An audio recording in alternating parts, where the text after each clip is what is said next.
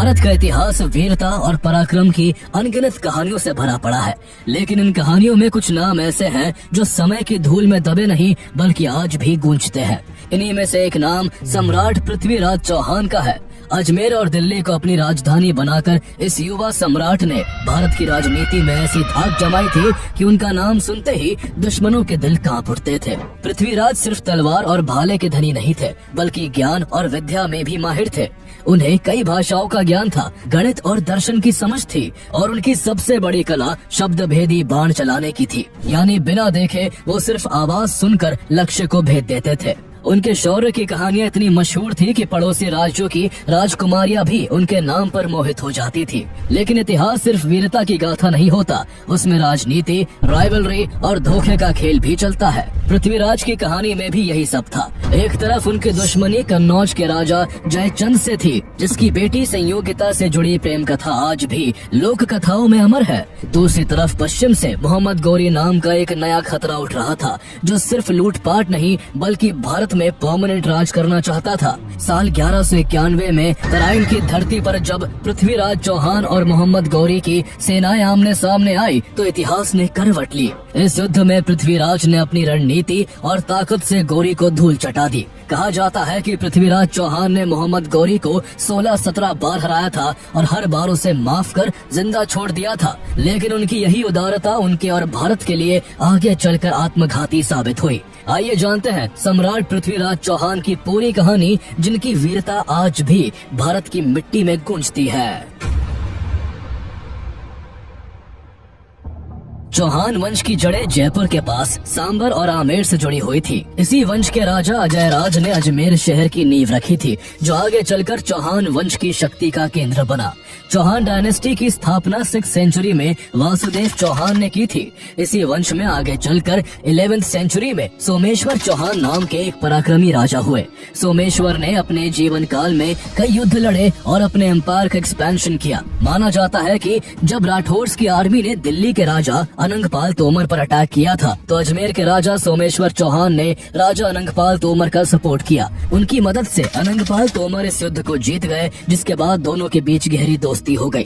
ये दोस्ती आगे चलकर रिश्तेदारी में बदल गई, जब राजा अनंगपाल ने अपनी बेटी कर्पूरी देवी की शादी सोमेश्वर चौहान से कर दी। अनंगपाल तोमर की दूसरी बेटी रूप सुंदरी की शादी कन्नौज के राजा विजयपाल से हुई, जिन्हें बाद में एक बेटा हुआ जिसका नाम जयचंद रखा गया। 1166 में सोमेश्वर चौहान और कर्पूरी देवी के घर भी एक बालक का जन्म हुआ। उस बच्चे के जन्म को चौहान वंश के लिए एक शुभ संकेत माना गया और एस्ट्रोलॉजर्स ने भविष्यवाणी की कि ये लड़का बड़ा होकर एक ग्रेट रूलर बनेगा और पृथ्वी के बड़े हिस्से पर राज करेगा। इसी भविष्यवाणी को ध्यान में रखते हुए उस बच्चे का नाम पृथ्वीराज रखा गया। पृथ्वीराज के जन्म से पहले भी इस वंश में पृथ्वीराज नाम से 2 राजा हो चुके थे, इसलिए ये वास्तव में पृथ्वीराज 3 थे। उन्हें राय पिथोरा नाम से भी जाना गया। पृथ्वीराज का बचपन किसी साधारण राजकुमार की तरह नहीं था। कहते हैं कि पूत के पाँव पालने में ही दिख जाते हैं। ठीक उसी तरह बचपन से ही उनकी असाधारण प्रतिभा झलकने लगी थी। पृथ्वीराज चौहान को बहुत सारी लैंग्वेजेस की डीप नॉलेज थी और वो history, mathematics, medicine, military, science और फिलोसफी जैसे सब्जेक्ट्स में भी प्रोफिशिएंट थे। उनकी सबसे खास कला शब्द भेदी बाण चलाना थी। इसमें वो अपनी आंखें बंद करके केवल आवाज सुनकर लक्ष्य को भेद सकते थे। तीर चलाने में उन्हें इतनी महारत हासिल थी कि बड़े बड़े योद्धा भी उनका मुकाबला नहीं कर पाते थे। सिर्फ तीर चलाने में ही नहीं बल्कि तलवार और भाला चलाने में भी वो माहिर थे। उनकी ताकत और निडरता का एक उदाहरण युवावस्था की एक घटना में मिलता है। कहते हैं कि युवावस्था में एक बार वो अपने दोस्तों के साथ जंगल में शिकार पर गए थे। इसी दौरान एक खूंखार शेर ने उन पर अटैक कर दिया। शेर को देखकर उनके साथी घबरा गए और पीछे हट गए, लेकिन युवा पृथ्वीराज निडरता से वही खड़े रहे। उनके पास कोई हथियार भी नहीं था। जैसे ही शेर उन पर झपटा, पृथ्वीराज ने बिजली की तेजी से उसकी गर्दन पकड़ ली और पूरी ताकत से उसके जबड़े को दोनों तरफ से खींच दिया। उनकी अपार शक्ति के आगे शेर टिक नहीं पाया और उसका जबड़ा टूट गया और शेर वहीं पर ढेर हो गया। ये घटना सिर्फ एक शिकार की नहीं थी, बल्कि इस बात का प्रमाण थी कि पृथ्वीराज चौहान बचपन से ही फियरलेस, पावरफुल और क्लेवर थे। लेकिन किस्मत का इम्तिहान जल्दी ही आना था। जब वो सिर्फ 11 साल के थे तभी उनके पिता का निधन हो गया। अचानक पूरे राज्य की जिम्मेदारी युवा पृथ्वीराज के कंधों पर आ गई और सोमेश्वर चौहान के उत्तराधिकारी के रूप में उन्हें अजमेर का राज सिंहासन संभालना पड़ा। ये बहुत नाजुक समय था क्योंकि उनकी कम उम्र का फायदा उठाकर उनके अपने फेडिटरीज और सरदारों ने विद्रोह करना शुरू कर दिया और किंगडम के हिस्सों को हड़पने की कोशिश करने लगे। इस संकट की घड़ी में उनकी मां रानी कर्पूरी देवी ने राज सत्ता की बागडोर संभाली। रीजेंट के रूप में उन्होंने कंदबवासा जैसे ट्रस्टवर्दी मिनिस्टर्स की मदद से राज्य को स्टेबिलिटी दी। हालांकि हमीर महाकाव्य के अनुसार ऐसा माना जाता है कि पृथ्वीराज चौहान के पिता सोमेश्वर चौहान की मृत्यु उस समय नहीं हुई थी, बल्कि उन्होंने खुद सिंहासन अपने बेटे पृथ्वीराज को सौंप दिया था और खुद संन्यास लेकर जंगलों में चले गए थे। इसके बाद अपनी मां रानी कर्पूरी देवी की देखरेख में युवा पृथ्वीराज ने शासन की बारीकियों को सीखा। वो जल्द ही गवर्नेंस में इतने माहिर हो गए कि दरबार के लोग और राज्य की जनता उनकी तारीफ करते नहीं थकती थी। लेकिन माँ के आंचल में बैठकर राज्य नहीं चल सकता था, इसलिए जिस उम्र में बच्चे खेलने में व्यस्त रहते हैं उस उम्र में उन्होंने पूरे राज्य का भार अपने कंधों पर उठा लिया। साल 1180 में सिर्फ 14 साल की उम्र में उन्होंने पूरी तरह से सत्ता अपने हाथों में ले ली और एक इंडिपेंडेंट रूलर के रूप में राज करने लगे। यही से शुरू हुई इस वीर योद्धा की यात्रा, जिसका नाम आगे चलकर दिल्ली के तख्त से लेकर तराइन के मैदान तक गूंजने वाला था। पृथ्वीराज की सत्ता संभालते समय ये साफ हो गया था कि उनके सामने सबसे बड़ी चुनौती बाहरी इन्वेडर्स नहीं बल्कि उनके अपने ही लोग थे। उनके सगे संबंधी उनकी कम उम्र का फायदा उठाकर विद्रोह कर रहे थे और राज्य के हिस्सों को हड़पने की कोशिश कर रहे थे। ये घटना बताती है कि 12th सेंचुरी में भारत का फ्यूडल सिस्टम कितना कमजोर और अनस्टेबल था। जब कोई स्ट्रॉन्ग सेंट्रल रूलर नहीं होता था तो लोकल सरदारों की लॉयल्टी राज्य के बजाय अपने पर्सनल इंटरेस्ट की तरफ मुड़ जाती थी। राज्याभिषेक के करीब 3 साल बाद युवा पृथ्वीराज चौहान ने अपनी माता रानी कर्पूरी देवी के संरक्षण से बाहर निकलकर एक पावरफुल एम्परर के रूप में अपनी पहचान बनानी शुरू की। उनका पहला और सबसे जरूरी काम नागार्जुन के विद्रोह को कुचलना था। नागार्जुन पृथ्वीराज के चाचा विग्रहराज IV का बेटा था। उसने पृथ्वीराज की कम उम्र का फायदा उठाते हुए सिंहासन पर अपना दावा पेश कर दिया और गुड़पुरा, जो आज गुरुग्राम के नाम से जाना जाता है, उसका किला हथिया लिया। ये केवल एक विद्रोह नहीं बल्कि चौहान राजवंश के भीतर पावर को लेकर सीधा संघर्ष था। पृथ्वीराज चौहान ने पैदल, घुड़सवार, ऊंट और हाथी वाली एक बड़ी सेना लेकर गुड़पुरा को घेर लिया और नागार्जुन को युद्ध में हराकर किला और उसके आसपास का इलाका वापस अपने कंट्रोल में ले लिया। पृथ्वीराज विजय महाकाव्य के अनुसार उन्होंने नागार्जुन के कई सैनिकों को पकड़कर उनके सिर काटकर अजमेर के किले की दीवारों पर लटका दिए। हालांकि नागार्जुन बचकर भाग निकला, लेकिन ये जीत पृथ्वीराज की सत्ता को चुनौती देने वालों के लिए एक कड़ी चेतावनी थी कि भले ही राजा कम उम्र का हो, उसकी सत्ता को चुनौती देना आत्मघाती होगा। इस सफलता के बाद पृथ्वीराज ने केवल अपने राज्य की प्रोटेक्शन ही नहीं की बल्कि एक ग्रेट एम्पायर का एक्सपेंशन करना भी शुरू कर दिया। इसके बाद 1182 में पृथ्वीराज चौहान ने भदानकास के विद्रोह को खत्म किया, जिनकी टेरिटरी आज के हरियाणा के भिवानी, रेवाड़ी और राजस्थान के अलवर तक फैली हुई थी। भदानकास के खिलाफ ये जीत उनके लिए इसलिए भी इम्पोर्टेंट थी क्योंकि भदानकास की टेरिटरी दिल्ली के रास्ते में पड़ती थी। दिल्ली को चूंकि लगभग 1150 से 1164 के दौरान पृथ्वीराज चौहान के चाचा विग्रहराज IV ने जीत लिया था, इसलिए जब पृथ्वीराज चौहान ने गद्दी संभाली थी तब दिल्ली पहले से ही उनके साम्राज्य का हिस्सा थी। दिल्ली एक बहुत बड़ा ट्रेड और स्ट्रेटेजी सेंटर था और इसलिए इस जीत के बाद पृथ्वीराज ने दिल्ली को अपनी दूसरी राजधानी बना लिया, जिसके बाद नॉर्थ इंडिया में उनकी पोजीशन और भी मजबूत हो गई। उन्होंने दिल्ली में किला राय पिथौरा भी बनवाया, जो उनकी इस कैपिटल के लिए काफी इम्पोर्टेंट जगह बनी। इन शुरुआती विक्ट्रीज के बाद पृथ्वीराज चौहान की सेना ने कई दिशाओं में विजय अभियान चलाए। उनका साम्राज्य तेजी से फैला और जल्द ही इसमें राजस्थान के ज्यादातर हिस्से, वेस्टर्न उत्तर प्रदेश, नदर्न मध्य प्रदेश और सदर्न पंजाब शामिल हो गए। इस विशाल साम्राज्य ने उनकी प्रतिष्ठा को दूर दूर तक फैला दिया और उन्हें उस समय का सबसे शक्तिशाली भारतीय शासक बना दिया। उनके मिलिट्री कैंपेन्स में सबसे मशहूर और खून खराबे वाला युद्ध 1182 में चंदेल राजा परमर्दी देव के खिलाफ महोबा में लड़ा गया। इसकी वजह ये थी कि चंदेल सैनिकों ने पृथ्वीराज की सेना के कुछ घायल और थके हुए सैनिकों पर हमला कर दिया था, क्योंकि वो बिना परमिशन के उनके एरिया में ठहर गए थे। इस घटना से नाराज होकर पृथ्वीराज ने महोबा पर एक विशाल सेना के साथ अटैक कर दिया। ये युद्ध भारतीय लोक कथाओं और इतिहास में चंदेल के दो महान सेनापति आल्हा और उदल की अद्भुत वीरता के लिए अमर हो गया। दोनों भाइयों ने अपनी मातृभूमि की रक्षा के लिए चौहानों की सेना को कड़ी टक्कर दी और अपार साहस का प्रदर्शन किया। कहते हैं कि इस युद्ध में उदल की मौत हो गई थी, जिससे गुस्साए आल्हा ने पूरी ताकत के साथ पृथ्वीराज की सेना पर भयंकर हमला कर दिया। आल्हा के सामने उस समय जो भी आया वो मारा गया, लेकिन आखिर में इस युद्ध में चंदेलों की हार हुई। पृथ्वीराज ने महोबा पर विजय प्राप्त की और परमर्दी देव को भागना पड़ा। ये पृथ्वीराज के साम्राज्य के विस्तार के लिए एक बड़ी जीत थी। हालांकि ये जीत आसानी से नहीं मिली थी। इस युद्ध में पृथ्वीराज को भी भारी नुकसान हुआ था और इसमें उनकी सेना के कई बहादुर सैनिक मारे गए थे। इसी दौरान पृथ्वीराज की एक और ताकतवर राजवंश से राजनीतिक दुश्मनी खुलकर सामने आ गई। ये दुश्मनी कन्नौज के गढ़वाल राजा जयचंद के साथ थी। दोनों ही राजा अपने अपने साम्राज्य को दूर दूर तक फैलाना चाहते थे, इसलिए उनके बीच राइवलरी थी। हालांकि ऐसा भी माना जाता है कि जयचंद दिल्ली की गद्दी पर अपना अधिकार मानते थे, क्योंकि दिल्ली पर कभी जयचंद के नाना अनंगपाल तोमर का राज था, जिसे चौहानों ने छीन लिया था। इस वजह से दोनों राजवंशों के बीच पावर एंड सुप्रीमेसी को लेकर कई सालों से दुश्मनी चली आ रही थी। यहाँ तक कि जयचंद ने महोबा की लड़ाई में पृथ्वीराज चौहान के खिलाफ चंदेल राजा की मदद भी की थी। पृथ्वीराज रासो के अनुसार ये टकराव तब और पर्सनल हो गया जब कहानी में जयचंद की बेटी संयोगिता की एंट्री हुई। कहते हैं कि संयोगिता पृथ्वीराज की बहादुरी और शौर्य के किस्से सुन सुनकर उनसे प्रेम करने लगी थी और उसने मन बना लिया था कि वो सिर्फ उन्हीं से शादी करेगी। जब ये बात जयचंद तक पहुँची तो वो आग बबूला हो गए। पृथ्वीराज से उनकी पुरानी दुश्मनी थी और वे इस रिश्ते को कभी एक्सेप्ट नहीं कर सकते थे। जयचंद ने अपनी बेटी के इस प्रेम को अपनी और अपने राज्य की इंसल्ट के रूप में देखा। इसी इंसल्ट का बदला लेने के लिए जयचंद ने एक चाल चली और एक भव्य स्वयंवर का आयोजन किया। स्वयंवर प्राचीन भारत की एक प्रथा थी, जिसमें शादी के योग्य राजकुमारी के लिए कई वर एक सभा में इकट्ठे होते थे और राजकुमारी अपनी पसंद से उनमें से किसी एक को चुनती थी। जयचंद ने भारत के सभी प्रमुख राजाओं और राजकुमारों को इनवाइट किया, लेकिन जानबूझकर अपने सबसे बड़े दुश्मन पृथ्वीराज को नहीं बुलाया।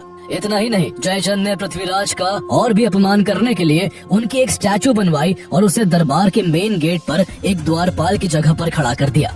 किसी तरह इस बात की भनक पृथ्वीराज चौहान को लग जाती है। जब स्वयंवर का दिन आया तो सभी राजा अपनी जगह पर बैठ गए, लेकिन संयोगिता ने किसी को भी नहीं चुना। संयोगिता सब राजाओं को नजरअंदाज करती हुई सीधी पृथ्वीराज की मूर्ति के पास गई और माला उस मूर्ति के गले में डाल दी। ठीक उसी मोमेंट पर पृथ्वीराज, जो अपने कुछ सैनिकों के साथ गुप्त रूप से वहां मौजूद थे, वो सामने आए और उन्होंने सबकी आंखों के सामने संयोगिता को अपने घोड़े पर बिठाया और कन्नौज से दिल्ली की ओर निकल गए। रास्ते में जयचंद की सेना ने उनका पीछा किया, लेकिन पृथ्वीराज संयोगिता को सुरक्षित दिल्ली ले जाने में सफल रहे और उन्होंने उनसे शादी कर ली। हालांकि संयोगिता और पृथ्वीराज की ये प्रेम कहानी सिर्फ पृथ्वीराज रासो में ही देखने को मिलती है और कई हिस्टोरियंस इस घटना को काल्पनिक मानते हैं, लेकिन इतना तो तय है कि पृथ्वीराज और जयचंद के रिश्ते कभी अच्छे नहीं रहे। ये टकराव इतना गहरा था कि जब भारत पर फॉरेन इन्वेडर्स का खतरा मंडरा रहा था, तब भी ये दोनों राजा एक दूसरे का साथ देने को तैयार नहीं हुए। इसके अलावा महोबा का युद्ध जीतने के बाद पृथ्वीराज ने एक शक्तिशाली पड़ोसी को अपना परमानेंट एनिमी बना लिया था। इसका नतीजा ये हुआ कि इस आपसी रंजिश के कारण कभी एक ऐसा पावरफुल अलायंस नहीं बन पाया जो विदेशी शक्तियों को भारत की धरती पर कदम रखने से रोक पाता, और यही राइवलरी आगे चलकर भारतीय इतिहास की दिशा को हमेशा के लिए बदलने वाली थी। एक तरफ सम्राट पृथ्वीराज चौहान अपने एम्पायर का एक्सपेंशन कर रहे थे, वहीं दूसरी तरफ पश्चिम में एक नया और खतरनाक दुश्मन उभर रहा था। ये दुश्मन था ambitious and ruthless invader Muiz al-Din Mohammad ibn Sam, जिसे भारत में मोहम्मद गौरी के नाम से जाना जाता है। मोहम्मद गौरी घुरिद डायनेस्टी का रूलर था, जिसका साम्राज्य आज के अफगानिस्तान में फैला हुआ था। उसका मकसद भारत में केवल लूटपाट करना नहीं था, बल्कि वो इंडिया में अपना परमानेंट एम्पायर स्टैब्लिश करना चाहता था।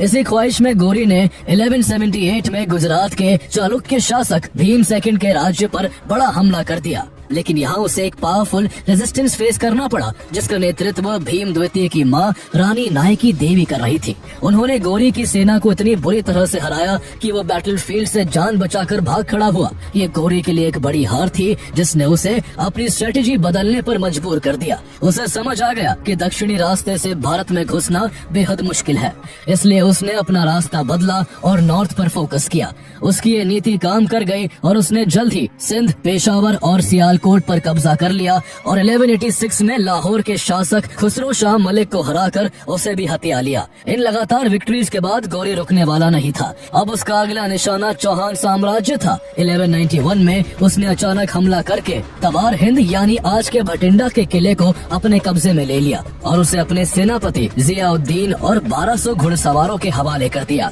ये एक ऐसा स्टेप था जिसने दो शक्तिशाली साम्राज्यों को सीधे क्लैश के रास्ते पर ला खड़ा किया। मोहम्मद गौरी का भटिंडा पर कब्जा करना पृथ्वीराज के लिए एक सीधी चुनौती थी, जिसे वो इग्नोर नहीं कर सकते थे। इसके रिस्पॉन्स में पृथ्वीराज ने एक विशाल सेना तैयार की और गौरी की ओर मार्च कर दिया। 1191 में हरियाणा के तराइन के मैदान में पृथ्वीराज चौहान और मोहम्मद गौरी की सेनाएं आमने सामने आ जाती है।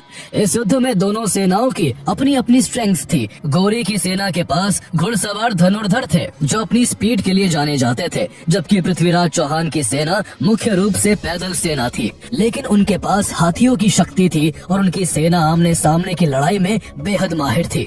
युद्ध की शुरुआत में मोहम्मद गौरी की सेना ने अपनी सबसे बड़ी ताकत का इस्तेमाल किया। उसके घुड़सवार तीरंदाजों ने पृथ्वीराज चौहान की पैदल सेना पर दूर से ही तीर बरसाने शुरू कर दिए। ये एक ऐसी रणनीति थी जिसमें वो हमला करके तेजी से पीछे हट जाते थे ताकि सीधे मुकाबले से बचा जा सके। इसके उलट राजपूत योद्धा आमने सामने की लड़ाई में विश्वास रखते थे, जहाँ वो अपनी तलवारों और भालों से दुश्मन का सामना कर सके। पृथ्वीराज चौहान की सेना ने तुरंत दुश्मन के सामने आकर एक स्ट्रॉन्ग एंड डायरेक्ट अटैक करते हुए उसे धूल चटाना शुरू कर दिया। पृथ्वीराज के अचानक हमले ने गौरी की सेना को चौंका दिया। इसके अलावा पृथ्वीराज चौहान की सेना के विशालकाय हाथी भी दुश्मन की सेना पर कहर बनकर टूट पड़े और उनकी पंक्तियां तोड़ डाली, जिससे विरोधी खेमे में भगदड़ मच गई। राजपूत सैनिकों की सामने की जबरदस्त लड़ाई और हाथियों की ताकत ने गौरी के सैनिकों के हौसले पूरी तरह से तोड़ दिए और वो मैदान छोड़कर भागने लगे। युद्ध के बीच अपने सैनिकों को रिकॉग्नाइज करने की कोशिश में मोहम्मद गौरी खुद भी मैदान में उतर आया। उसका सामना राजपूत सेना के कमांडर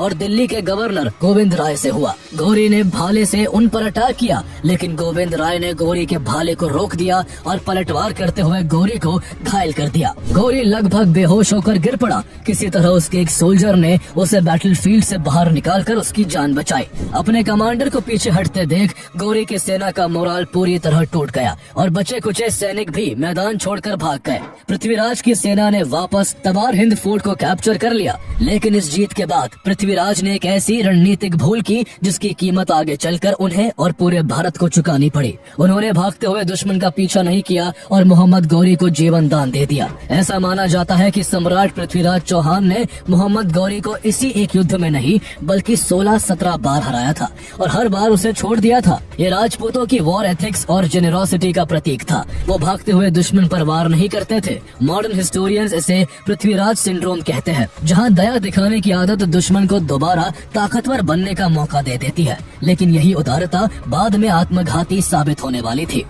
पृथ्वीराज चौहान से बार बार हार मिलने के बाद मोहम्मद गौरी अपमानित होकर वापस गजनी लौट गया था। वहाँ उसने अपनी फोर्स के उन कैप्टन्स और कमांडर्स को पब्लिकली बेइज्जत किया जिन्होंने युद्ध में कायरता दिखाई थी। गौरी ने कसम खाई कि जब तक वो अपनी हार का बदला नहीं लेगा तब तक अपनी अय्याशी भरी जिंदगी से दूर रहेगा। इसी संकल्प के साथ उसने अपनी सेना को फिर से ऑर्गेनाइज किया। इस बार उसने डिसिप्लिन, मोबिलिटी और डिसेप्शन पर ज्यादा से ज्यादा जोर दिया। पूरी तैयारी करने के बाद 1192 में उसने फिर से बठिंडा पर कब्जा कर लिया, जिसे सिर्फ 1 महीने पहले ही चौहानों ने वापस हासिल किया था। इस खबर से पृथ्वीराज चौहान गुस्से से भर उठे। उन्होंने सेना तैयार की और गौरी का सामना करने के लिए एक बार फिर तराइन की ओर मार्च कर दिया। लेकिन इस बार उनकी सेना पहले से कमजोर थी, क्योंकि उनके कई सेनापति पिछले महीनों से अलग अलग अभियानों में व्यस्त थे। तराइन के मैदान में एक बार फिर दोनों सेनाएं आमने सामने थी। पृथ्वीराज ने संदेश भेजा कि अगर गौरी बिना लड़ाई के वापस लौट जाए तो उसे जाने दिया जाएगा, वरना इस बार उसे मिट्टी में मिला दिया जाएगा। गौरी ने यहाँ पर एक जाल बिछाया और उसने एक चाल चलते हुए शर्त मानने का नाटक किया और कहा कि वो ये फैसला अपने भाई से सलाह लेकर करेगा। असल में गौरी इस दौरान अपनी सेना को तैयार कर रहा था और चौहान सेना पर नजर रख रहा था। इस धोखे ने पृथ्वीराज को गलतफहमी में डाल दिया और उनकी सेना निश्चिंत हो गई और अपनी सतर्कता खो बैठी।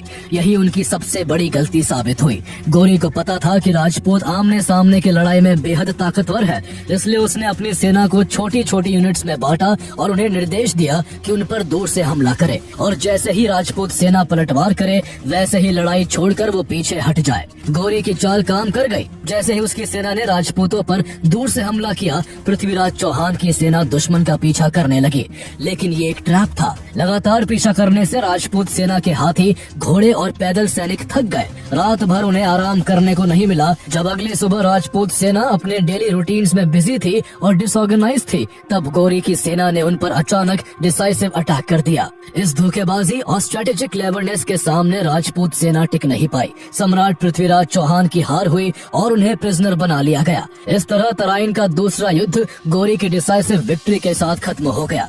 ये हार पृथ्वीराज चौहान की वीरता की कमी के कारण नहीं, बल्कि उनकी स्ट्रेटेजिक चूक और दुश्मन को अंडर एस्टिमेट करने के कारण हुई। उनका तरीका, जिसके तहत भागते दुश्मन को भी जीवन दान दिया जाता था, गौरी जैसे रूथलेस इन्वेडर के सामने बेअसर हो गया, जिसका एकमात्र लक्ष्य किसी भी तरह जीत हासिल करना था। इस हार ने भारत में मुस्लिम शासन की स्थापना का रास्ता खोल दिया और इंडियन हिस्ट्री की डायरेक्शन हमेशा के लिए बदल दी। ऐसा माना जाता है कि कन्नौज के राजा जयचंद ने इस युद्ध में मोहम्मद गौरी का सीक्रेटली साथ दिया था। यही कारण है कि बाद की लोक कथाओं में जयचंद नाम गद्दार का पर्यायवाची बन गया। हालांकि कई इतिहासकार इस कहानी को झूठा मानते हैं। उनके अकॉर्डिंग जयचंद ने भले ही पृथ्वीराज का साथ ना दिया हो, लेकिन वो गौरी के साथ भी नहीं था। हालांकि आगे चलकर मोहम्मद गौरी ने जयचंद को भी हराया और उनकी हत्या कर दी। सेकंड बैटल ऑफ तराइन में हार के बाद सम्राट पृथ्वीराज चौहान का अंत कैसे हुआ, ये आज भी हिस्टोरियंस के बीच डिबेट का सब्जेक्ट है। इस विषय पर कई कॉन्ट्राडिक्टरी व्यूज है। कुछ हिस्टोरिकल सोर्सेज का मानना है कि पृथ्वीराज बैटलफील्ड में ही वीरगति को प्राप्त हो गए थे। वहीं कुछ अकाउंट्स के अनुसार उन्हें प्रिजनर बनाकर अजमेर ले जाया गया, जहां मोहम्मद गौरी ने उन्हें अपने अधीन एक शासक के रूप में बहाल करने का प्रयास किया, लेकिन बाद में कॉन्स्पिरेसी के आरोप में उनकी हत्या कर दी गई। इसके अलावा पृथ्वीराज की मृत्यु के बारे में सबसे पॉपुलर स्टोरी महाकाव्य पृथ्वीराज रासो में मिलती है। इस स्टोरी के अनुसार तराइन के युद्ध में हार के बाद गौरी पृथ्वीराज को प्रिजनर बनाकर गजनी ले गया। वहाँ उसने उन्हें बहुत यातनाएं दी, लेकिन फिर भी जब सम्राट पृथ्वीराज चौहान की आंखें गौरी के सामने नहीं झुकी, तो मोहम्मद गौरी ने हुक्म दिया कि पृथ्वीराज चौहान की आंखें निकाल ली जाए। उसके हुक्म की तामीर हुई और हथकड़ियों और बेड़ियों में जकड़े निहत्थे पृथ्वीराज चौहान की आंखों में गर्म सलाखें उतारकर उन्हें अंधा कर दिया गया। सम्राट पृथ्वीराज को आंखों का बलिदान स्वीकार था, लेकिन आंखें झुकाना मंजूर नहीं था। इसी दौरान पृथ्वीराज के कोर्ट पोएट चंदबरदाई भी किसी तरह गजनी पहुंचे। उन्होंने देखा कि गौरी पूरे नगर के सामने पृथ्वीराज को अपमानित कर मारने की योजना बना रहा है। चंदबरदाई ने एक चाल चली और गौरी से कहा, सुल्तान, तुम जिसे मृत्यु दंड देने जा रहे हो वो कोई सामान्य राजा नहीं, बल्कि सम्राट पृथ्वीराज चौहान है, जिन्होंने तुम्हें युद्ध के मैदान में दर्जनों बार धूल चटाई है। गौरी ने पृथ्वीराज चौहान का मजाक बनाते हुए कहा कि अब ये अंधा किसी काम का नहीं। इस पर चंदबरदाई ने मोहम्मद गौरी से कहा कि तुम्हें नहीं पता, हमारे सम्राट शब्द भेदी बाण चलाने की कला में माहिर है। वो सिर्फ आवाज सुनकर लक्ष्य को भेद सकते हैं। गौरी ने इस बात पर भी पृथ्वीराज चौहान का मजाक उड़ाया और कहा कि अगर ऐसा है तो पूरा नगर ये तमाशा देखेगा। इसके बाद एक दिन सभा का आयोजन हुआ और भारी भीड़ जमा हो गई। पृथ्वीराज की बेड़ियां खोल दी गई और उनके हाथ में धनुष बाण थमा दिए गए। गौरी ने चंदबरदाई के सामने एक शर्त रखी थी कि अगर पृथ्वीराज शब्द भेदी बाण नहीं चला पाए तो उनका भी सर कलम कर दिया जाएगा। चंदबरदाई ने मुस्कुराकर जवाब दिया कि ऐसी नौबत नहीं आएगी। इसके बाद करतब शुरू होता है और चंद्रबरदाई एक दोहा पढ़ते हैं, 4 बास 24 गज अंगुल अष्ट प्रमाण, ताऊ पर सुल्तान है मत चूको चौहान। इस दोहे से पृथ्वीराज को गौरी की एग्जैक्ट पोजीशन का सटीक अनुमान हो गया, जो एक ऊंची गद्दी पर बैठा हुआ था। उन्होंने अपने धनुष पर तीर साधा और तीर सीधे गौरी के सीने में जा धंसा और वो वही ढेर हो गया। इसके बाद जैसे ही गौरी के सैनिक चंदबरदाई और पृथ्वीराज को मारने के लिए दौड़े, उन्होंने एक दूसरे को खंजर मारकर अपनी जान दे दी, ताकि उनकी मौत पर भी उनका नाम लिखा हो, उनके दुश्मनों का नहीं। ये कहानी पीढ़ियों तक ब्रेवरी और रिवेंज का प्रतीक बनकर सुनाई जाती रही है, लेकिन हिस्टोरिकली इसे सही नहीं माना जाता है। यहाँ तक कि पृथ्वीराज रासो की क्रेडिबिलिटी को लेकर भी काफी सवाल उठते हैं और माना जाता है कि पृथ्वीराज रासो को पृथ्वीराज चौहान के समय से करीब 400 साल बाद 16th सेंचुरी में लिखा गया था। इसके अलावा हिस्टोरिकल एविडेंस के हिसाब से मोहम्मद गौरी की हत्या साल 1206 में हुई थी, जबकि पृथ्वीराज की मृत्यु 1192 में ही हो गई थी। इस कारण बहुत से हिस्टोरियंस पृथ्वीराज चौहान के अंत की इस कहानी को काल्पनिक मानते हैं। पृथ्वीराज की मौत के बाद उनका साम्राज्य, जिसमें अजमेर, दिल्ली, राजस्थान के हिस्से शामिल थे, वो गौरी की सेना के कंट्रोल में आ गए। दिल्ली मोहम्मद गौरी के सेनापति कुतुबुद्दीन ऐबक के कंट्रोल में आई, जिसके नाम पर आज भी दिल्ली में कुतुब मीनार है।